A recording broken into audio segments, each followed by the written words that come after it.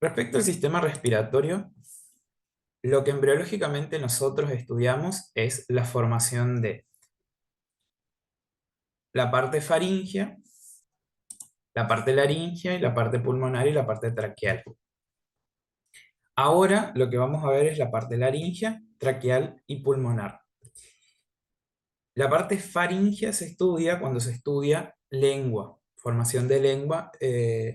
No sé si lo vamos a ver en órganos de los sentidos. Se supone que vemos lengua y ahí vemos cómo se forma también la faringe.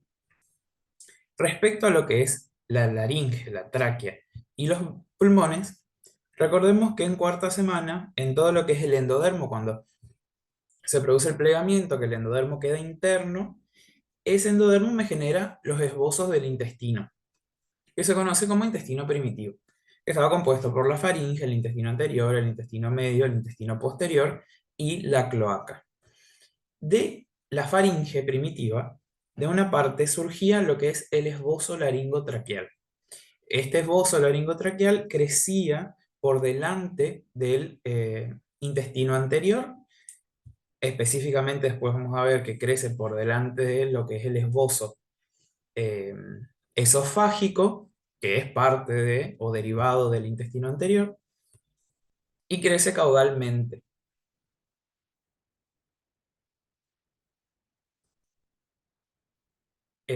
Yo no sé si, porque se me congeló la imagen, no sé si me había trabado o no. Bien, sigamos. Acordémonos que este esbozo laringotraqueal a mí me va a servir como punto de límite entre lo que es la faringe primitiva y el intestino anterior. Es el límite inferior de la faringe primitiva y el límite superior del intestino anterior. A partir de quinta semana, este esbozo sigue creciendo hacia caudal, hacia abajo, digamos, hacia adelante y hacia los costados, en dirección más o menos en cómo están los pulmones del adulto. Es decir, crecen hacia adelante, hacia abajo y hacia lateral. ¿Por qué? Porque necesitan relacionarse con lo que son las pleuras. Recordemos que cuando estudiábamos en tercera semana teníamos los mesodermos laterales. Esos mesodermos laterales habíamos dicho que tenían forma de C, una hoja parietal y una hoja visceral. Esa hoja parietal y visceral de los mesodermos laterales, la parte más alta nos daba la pleura y la parte más baja nos daba peritoneo. Estos esbozos laringotraqueales se relacionan con la parte más alta de estos mesodermos laterales porque se tienen que meter dentro de lo que es la cavidad pleural, que dicho sea de paso está fuera de la cavidad pleural. Es medio confuso porque se dice dentro de la cavidad pleural porque se relaciona justamente con estas pleuras.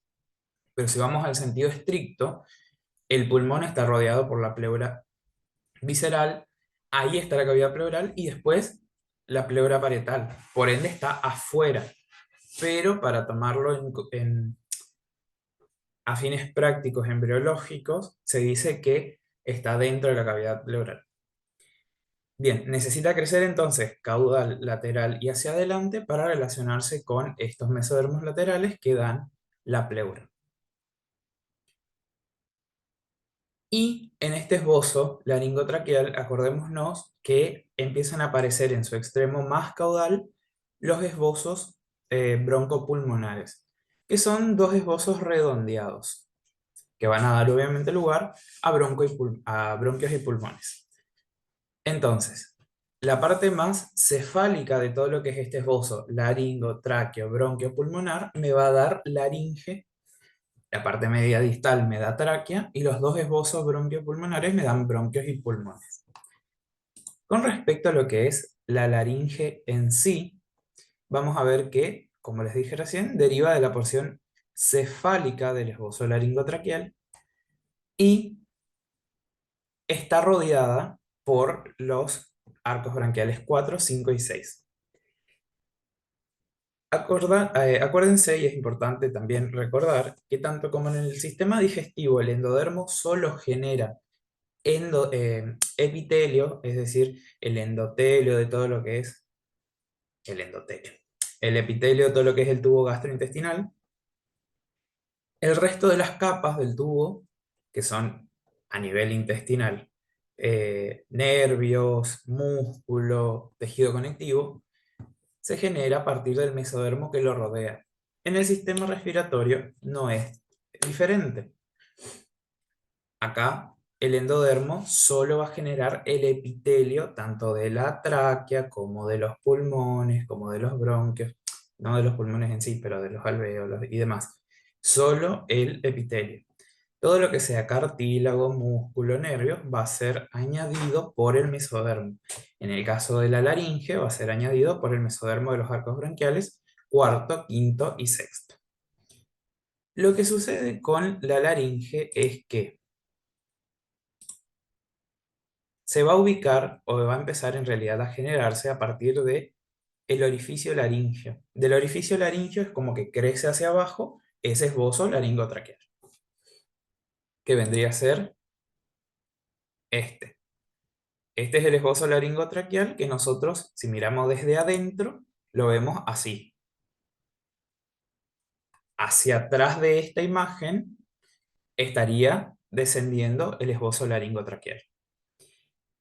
Entonces vamos a ver que si miramos desde adentro de la faringe, vemos solo el orificio laringio y decimos que se encuentra por debajo de la cópula o eminencia hipobranquial, que es básicamente una de los esbozos de la lengua.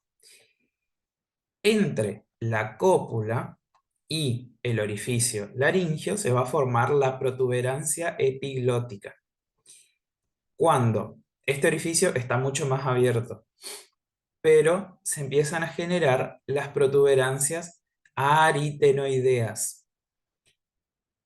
El aritenoides o los aritenoides, acuérdense que son cartílagos. La laringe básicamente en su gran mayoría es o está compuesta por cartílagos, muchos cartílagos que conforman esta estructura. Entonces, las protuberancias aritenoideas crecen a partir del mesodermo y se juntan como dos ventanas, digamos, como si fueran dos placas, y crecen hacia arriba. Por eso el orificio deja de ser redondo y empieza a tener formato de letra T, o sea, así. Se juntan hacia el medio y empiezan a crecer hacia arriba, hacia lo que es la protuberancia epiglótica. Cuando las protuberancias aritenoideas se juntan y transforman el orificio laringio en forma de T, se dice que se formó la glotis definitiva. Y la protuberancia epiglótica, como la glotis primitiva crece hacia la protuberancia epiglótica, forma la epiglotis. ¿Cuál es la función de la epiglotis? Descender y tapar la glotis durante la digestión o durante el acto alimenticio para que el bolo justamente no pase, o parte de alimentos no pase a la región respiratoria. Acuérdense que laringe está en contacto con todo lo que es lo respiratorio y esófago obviamente va al tracto gastrointestinal. Pero ambos orificios están conectados por la faringe. Entonces, como sistema de protección, el cuerpo lo que hace es cuando estamos comiendo, el bolo viene, aplasta la epiglotis y la epiglotis tapa acá la laringe para que el alimento no pase y no se produzcan infecciones y otras complicaciones. Si ustedes lo quieren relacionar, es muy fácil. ¿Por qué? Porque la laringe o la glotis crece hacia la cópula. ¿Cuál es la cópula? La parte más posterior de la lengua. Si ustedes lo ven acá, esto que es amarillo, era la cópula, y acá vemos que da la parte más posterior de la lengua. Entonces, obviamente esto tiene que crecer hacia lo que es la lengua. Y en el medio, si nos ponemos a pensar, ¿no? Entre la lengua y entre la glotis o la laringe, ¿qué se va a encontrar? Se va a encontrar la faringe, obvio, pero en este caso, la epiglotis. Entonces tenemos que recordar el esbozo de la epiglotis, que es la protuberancia epiglótica. La protuberancia epiglótica deriva en realidad acá dice sexto, pero es del cuarto arco branquial, según el HIP, obviamente. Y así tenemos formado la laringe. En la laringe también recuerden que aparecen las cuerdas vocales. las cuerdas vocales mejor dicho, los esbozos de las cuerdas vocales aparecen en la 10ª semana. Y son como pliegues que van a nacer de las paredes de la laringe. Bien, respecto a la tráquea, que se va a formar a partir de la parte caudal del esbozo laringotraqueal, acuérdense que el esbozo laringotraqueal no es lo mismo que el laringotraqueo bronquiopulmonar.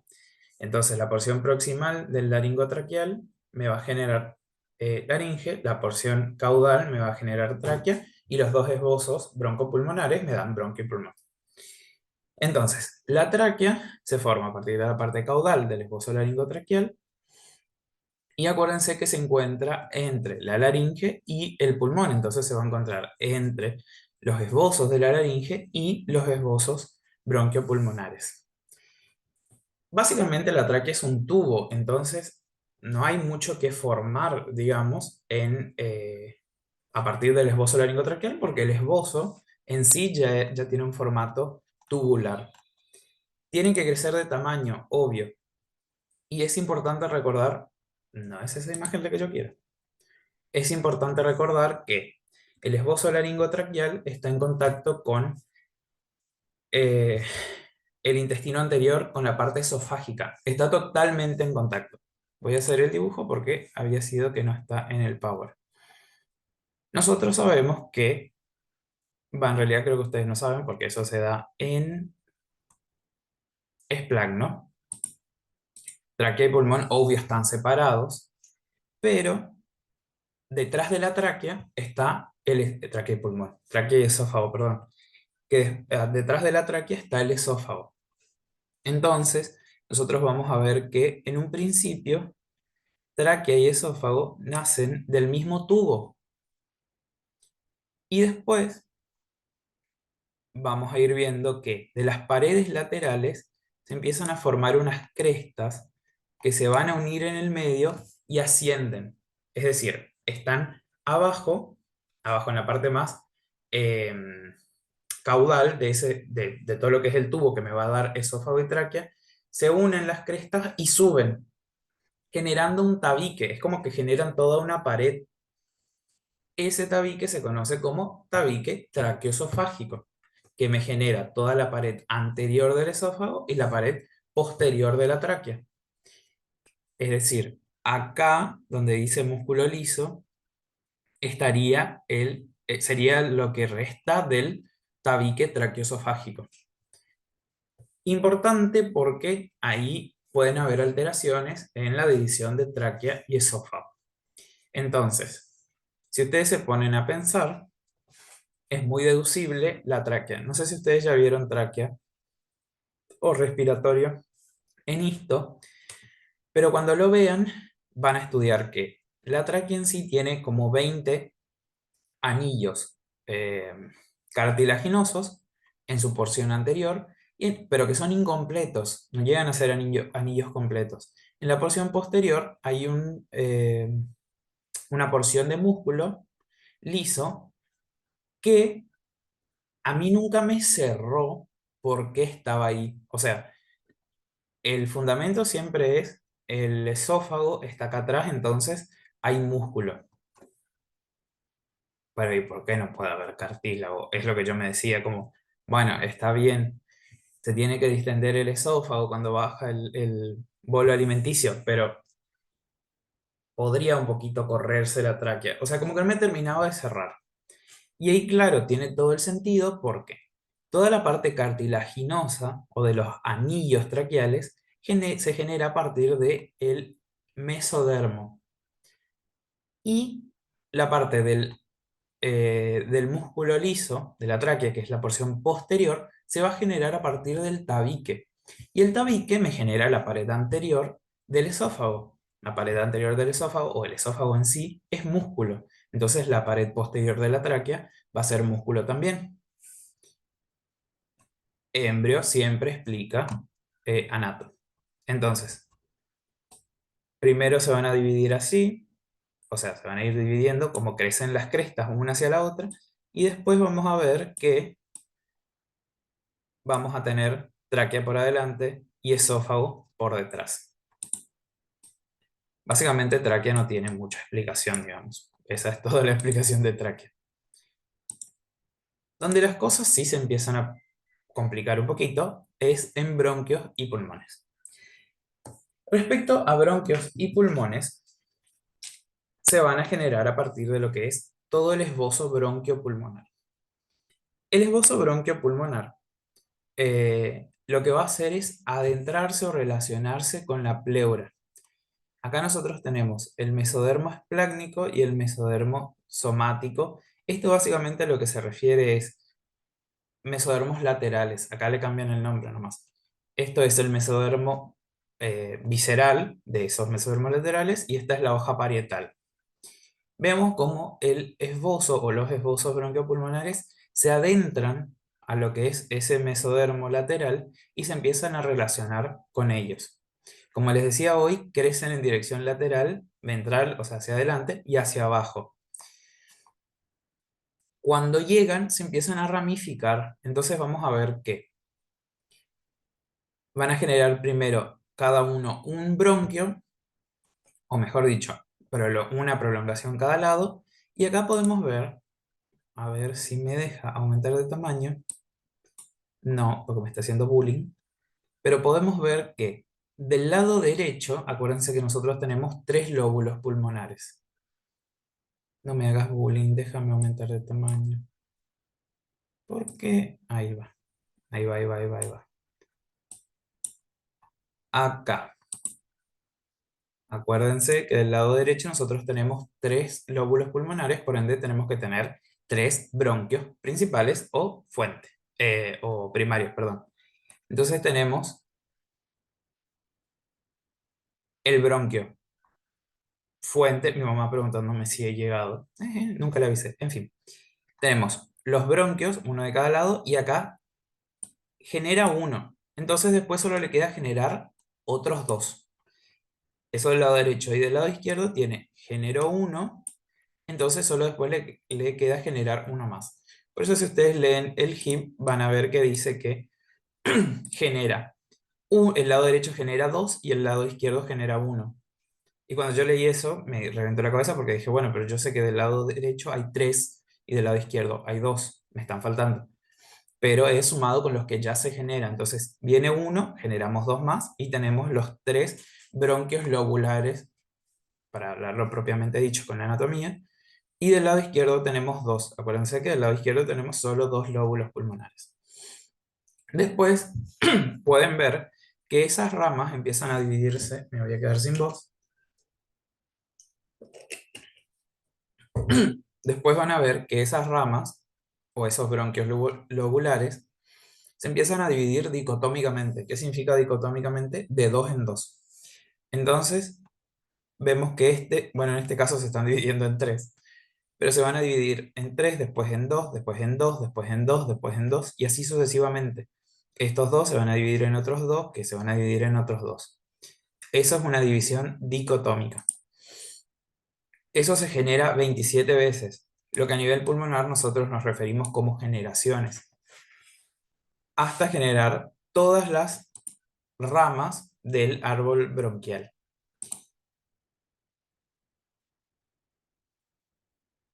Esto es lo que le decía, que de los brotes pulmonares se convierten en los bronquios primarios. Acá vemos como hay dos, acá como hay uno y después se van generando los dos, acá hay uno y se genera uno más.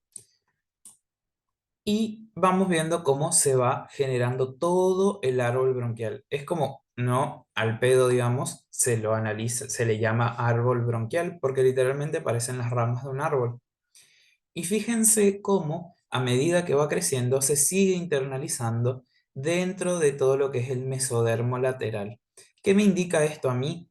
Que el endodermo, lo único que me va a seguir generando es el epitelio, tanto de los bronquios fuentes, como de los segmentarios, como de los bronquíolos, tanto eh, terminales propiamente dichos y respiratorios, y que el mesodermo es lo que me va a seguir aportando todo el resto. El músculo, el cartílago, si necesitara, vasos sanguíneos, importante que a medida que estos tejidos van creciendo, Dentro del mesodermo acompaña el crecimiento de los vasos sanguíneos porque necesitan nutrirse.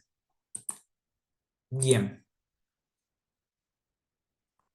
esto acá es más tecnicismos, nadie les va a preguntar esto específicamente, pero las primeras ramas, desde la novena a la 12ª divisiones, van a generar los bronquios segmentarios.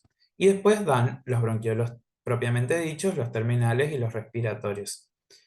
Y después se siguen ramificando en conductos alveolares y los sacos alveolares que tienen sus alvéolos. Nuevamente, esto más le van a preguntar en anato que en histo o en embrio. En histo les preguntan obviamente la histología de estos tres y de los alvéolos. Pero a nosotros no nos importa, nos importa que ustedes sepan cómo se forma. Como les decía recién, a medida que el árbol respiratorio va a seguir avanzando, se sigue dividiendo dicotómicamente, la irrigación tiene que acompañar este avance. Y si ustedes se acuerdan, si vieron la clase de cardiovascular, que el sexto arco aórtico es el que a mí me generaba las arterias pulmonares, tanto derecha como izquierda, y la izquierda en este caso también me daba el conducto arterioso de Bottal, pero el conducto arterioso de Bottal no tiene nada que ver con el sistema pulmonar. Acuérdense que los pulmones tienen doble irrigación, tienen una irrigación nutricia y una irrigación funcional. La nutricia es la que viene por las arterias bronquiales, que es la que genera la irrigación con sangre oxigenada a esos pulmones. Y después tenemos la funcional que viene por eh, las arterias pulmonares, que es para que se genere la función del pulmón, que es el intercambio gaseoso. Bien, sigamos. Ahora, el pulmón o la formación del pulmón se divide, esto genéticamente hablando, en tres etapas. La primera etapa es la etapa pseudoglandular, porque cuando alguien lo estudió, vieron que parecían glándulas. Eh, ¿cómo se aprenden esto ustedes? Porque esto es sumamente preguntable. A mí me costaba un montón aprenderme de memoria de cuándo a cuándo iba. Porque si vos entendés, o sea, lo que sucede en cada una de las etapas, uno lo entiende porque tiene mucho más sentido, pero acordarse de cuándo está cuándo va es más complicado. Yo lo que hacía es 5-4, como dice acá, del quinto mes, perdón, de la quinta semana al cuarto mes. 5-4, 5-6, 7-8. Esa era mi mnemotecnia. 5-4 de quinta semana a cuarto mes, en este caso la etapa pseudoglandular. Prenatal. Quinta semana, cuarto mes, prenatal, donde se van a generar la parte de conducción del aire, es decir, las tuberías. ¿Cómo se entiende esto? Yo lo entiendo como acá en Santo Tomé están haciendo las calles. Bueno, los primeros esbozos de esas calles, que es remover todo el pavimento, o en el caso de que haya tierra, se aplana toda la tierra, se ponen las primeras capas de cemento. Bueno, eso es la parte eh, gruesa, digamos, la parte más eh, estructural, por así si se quiere decir, de la calle.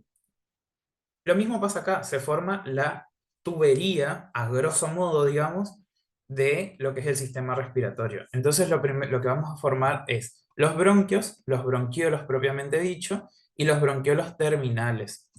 Fíjense que lo que estamos hablando hasta acá, hasta los bronquiolos terminales, si ustedes no vieron la clase de histo todavía de Respi, cuando la vean, vuelvan a ver la de embrio. La parte respiratoria de lo que es el sistema respiratorio, valga la redundancia, empieza después de los bronquiolos terminales, es decir, a partir de los bronquiolos respiratorios, porque después vienen los sacos, los conductos terminales y los alvéolos, propiamente dichos. Entonces, ahí ya hay intercambio gaseoso. Entonces, cuando nosotros hablamos de sistema de conducción, vamos a detenernos en bronquiolos terminales. Después viene la etapa canalicular, 5-6, es decir, desde el quinto mes al sexto mes de la vida prenatal. Acá ya hicimos toda la calle, toda la parte gruesa de la calle. Ahora empezamos a hacer que el cordón cuneta, ¿cómo es cordón cuneta en portugués? Mi señor. Bueno, por donde discurre el agua, los bordes de la calle, no sé cómo se dice en portugués. Los bordes de la calle, empezamos a poner los últimos detalles, digamos, de lo que es nuestro sistema de conducción. Entonces se termina de generar todo lo que sea las estructuras que se formaron en la fase anterior, el sistema de conducción del aire, y se empiezan a generar ya el sistema o la parte de intercambio gaseoso, es decir, los bronquiolos respiratorios y los conductos alveolares. Es decir, acá ya empieza, en realidad no empieza a haber hematosis, pero se empiezan a generar las estructuras que generan el intercambio gaseoso. Y, importante, aumenta la vascularización de estos pulmones. Y por último, o la etapa que por ahí para nosotros es más palpable, es la etapa alveolar, que es 7-8. En este caso, séptimo mes de vida prenatal hasta los 8 años de edad, o sea, de la vida postnatal. Y esto es importante, bueno, primero lo explico y después les digo por qué es importante. En esta etapa, larguísima, desde el séptimo mes prenatal hasta los 8 años de edad, se terminan de desarrollar los sacos alveolares y aumenta la vascularización de estos pulmones, de estos bronquiolos, de estos sacos, de todo lo que es el sistema ya de intercambio gaseoso. Bueno, me detengo acá antes de explicar el resto. ¿Por qué es importante esto? Porque, por ejemplo, y eso yo lo entendí recién ahora, en quinto, cuando estaba estudiando asma, por ejemplo, detalle, esto a ustedes no se les va a evaluar, pero es interesante que lo sepan y para qué sirve saber esto. El asma en los niños no suele diagnosticarse hasta los 6 años, 6 7 años. No se recomienda el diagnóstico de asma, porque claramente si vos diagnosticas asma, tenés que empezar el tratamiento del asma. Porque los niños, y en especialmente más los varones, hasta los 7 años tienen un desarrollo, como vemos acá, todavía de lo que es el árbol bronquial. Entonces, muchas veces estas estructuras respiratorias, además de que pueden tener vasoespasmos, pueden tener bronquioconstricción, es decir, se cierra su luz y generan un broncoespasmo, es decir, el paciente tiene toda esta falta de aire, empieza a toser, también por cerrarse empieza a generar las sibilancias, es decir, los ruidos típicos del asma, que son como chillidos, son tipo... Bueno, eso se da porque muchas veces estos vasoespasmos se producen justamente porque está en esta etapa, en la etapa alveolar del desarrollo pulmonar. Por ende, no se recomienda el tratamiento de asma ni el diagnóstico de asma todavía, porque puede ser esto, que son vías aéreas no totalmente desarrolladas y debido a eso se genera esto y el paciente no necesariamente va a tener asma. Nada, les tiro una patología como para que sirva de relación con esto que estamos viendo. Acuérdense que la pared de los alvéolos está compuesta por los neumonocitos 1 y los neumonocitos 2. Los neumonocitos 1 son células estructurales, es decir, componen la pared de los alvéolos. Y los neumonocitos 2 son células que están entre, o están en realidad por dentro de lo que son los alvéolos. A ver si hay una imagen acá. Sí, esto es el neumonocito 1 componiendo la pared, todo lo que es medio rosado, y entre medio de esas células aparecen los neumonocitos 2, que son los encargados de secretar surfactante, que es una sustancia que a mí me permite mantener los alvéolos distendidos, cosa de que no se colapsen. Me queda menos de un minuto, por ende voy a terminar el Zoom y a la vuelta les explico bien lo que es el surfactante y por qué se produce o se tiene que producir. Sí, Zoom me deja.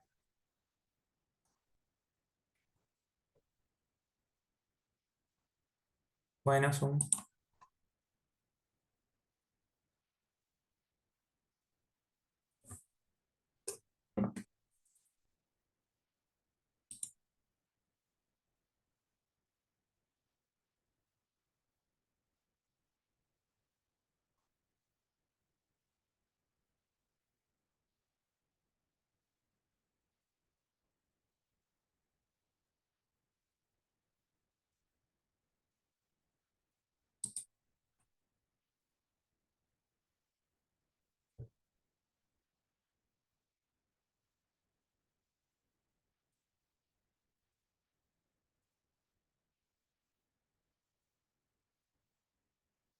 Ok, son.